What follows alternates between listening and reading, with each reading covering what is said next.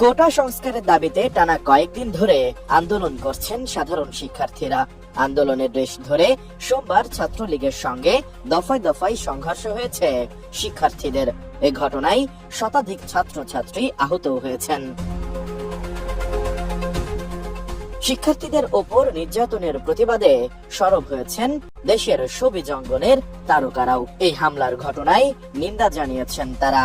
সেই পরিপ্রেক্ষিতে চিত্রনায়িকা পরিমণি ফেসবুকে এক ছাত্রীর উপর হামলার ছবি প্রকাশ করে লিখেছেন, নারীর প্রতি সহিংসতায় আপনার জবান বন্ধ থাকলে আপনি মুনাফিক।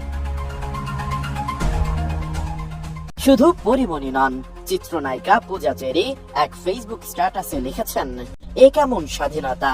এই স্বাধীন দেশে নারীদের প্রতি এ আচরণ মেনে নেওয়া যায় না, জানাই তীব্র নিন্দা। অভিনেত্রী বুবলি তার ভেরিফাইড ফেসবুক পেজে একটি ছবি শেয়ার করে ক্যাপশনে লিখেছেন, শিক্ষার্থীদের রক্ত ঝরবে কেন? ভক্ত অনুরাগীরা সেই পোস্টের কমেন্ট বক্সে বুবলির সঙ্গে একাত্মতা প্রকাশ করেছেন। অভিনেতা ও অভিনয় শিল্পী সংঘের সাধারণ সম্পাদক রনক হাসান লিখেছেন, সম্মানসূচক একটি ন্যূনতম কোটা থাকা উচিত, কিন্তু হাজারো সাধারণ শিক্ষার্থীর এই আন্দোলনকে সুকৌশলে যেদিকে প্রবাহিত করা হলো তা দেখে এটাই স্পষ্ট এর মাস্টারমাইন্ড কারা। বর্তমান সময়ের জনপ্রিয় সঙ্গীত শিল্পী তাশরিফ খান এক স্ট্যাটাসে লিখেছেন, মানুষ হয়ে মানুষ পেটান, সামান্য কি বুক কাঁপে না?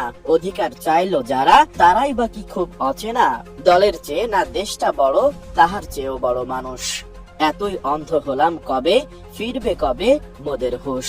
একটুখানি জিরিয়ে ভাবুন, দোহাই আপনি আস্তে মারুন।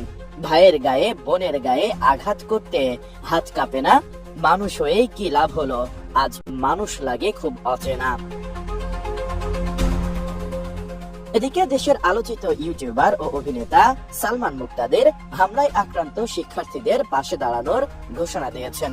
তিনি ফেসবুকে লিখেছেন, এমন কোন ছাত্র আছেন যিনি হামলার শিকার হয়েছেন বা হলে ঢুকতে পারছেন না? আমি আপনাদের দায়িত্ব নেব। যদিও লাখ লাখ মেসেজ বা পোস্টের মাঝে তোমাদের ফিল্টার করা আমার পক্ষে অসম্ভব, তাই যদি তোমাদের কোনো বন্ধু থাকে আমার বন্ধু তালিকাতে, তাহলে তাদের মাধ্যমে আমার সঙ্গে যোগাযোগ করো। আমি দুঃখিত, এটাই সর্বোচ্চ হয়তো এখন করতে পারতাম। সালমান মুক্তাদির আরো লিখেছেন, যদি তোমাদের কোনো থাকার জায়গা প্রয়োজন হয় বা চিকিৎসা সেবার প্রয়োজন হয়, আমি আছি। মাত্রই কিছু ভিডিও দেখলাম যেখানে কিছু ছাত্র তাদের হলে প্রবেশ করতে পারছে না। অন্যদিকে মহানগর খ্যাত নির্মাতা আশফাক নিপুণ 3 শব্দের এক স্ট্যাটাস দিয়ে লিখেছেন, ছাত্রদের পাশে দাঁড়ান। শিক্ষার্থীদের ওপর হামলার বেশ কিছু ছবি প্রকাশ করে অভিনেত্রী রোকায়া জাহান চমক লিখেছেন, চিত্ত যেথা ভয় শূন্য, উচ্চ যেথা শির, জ্ঞান যেথা মুক্ত, যেথা গৃহের প্রাচীর, আপন প্রাঙ্গণ তলে দিবস সর্বর্বী, বসুধারে রাখে নাই খণ্ড ক্ষুদ্র।